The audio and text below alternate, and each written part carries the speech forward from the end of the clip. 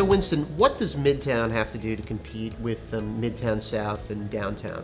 We're not trying to compete with Midtown South. It's these small tech tenants, highly specialized space, tends to be much smaller, right? But when you're talking about a large 100, 200, 500,000 square foot tenant, that actually is a Midtown tenant. And there, our building stock has the ability to reinvent itself, to make it with conference facilities, meeting space, attractive amenities for the millennials and Generation Z, or iGen, I guess as they're being called, thoughtful green initiatives that can also help reposition the building. So I think all these areas actually allow for the multiple industries that make up New York to actually thrive. Midtown today has unbelievable transportation, and it's actually getting better, right? The Long Island Railroad coming into Grand Central Station, that's a huge benefit for Midtown. I mean, it's a game changer, actually. We're very conservative in many cases in the way we look at things, but when you think about our tenants, they're major art collectors.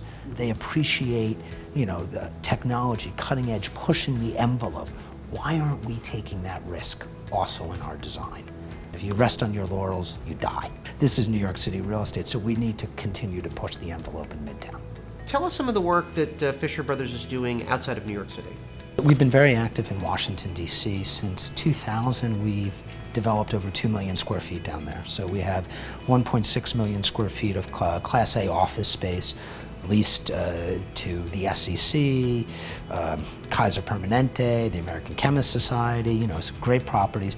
And then we just finished building a 400,000 square foot multifamily building down there. We've been in Las Vegas, which we're also seeing a resurgence in that market. And you see that the proof's there that there's, the economy is doing better. So, and we look around. We're looking in Nashville at stuff. We're looking down in Florida at stuff. So overall, the country's in pretty decent shape. I mean, that's one of the biggest takeaways. I feel like the political side, we hear all these problems, but at the practical level, things are actually okay. Doesn't mean there's not room for improvement, but things are okay.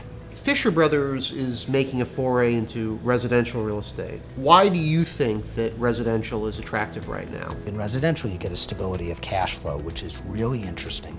I believe that new product, especially, we're not buyers of residential, we're developers of residential, and that allows us to develop the product that's reflective more of 21st century urban living today.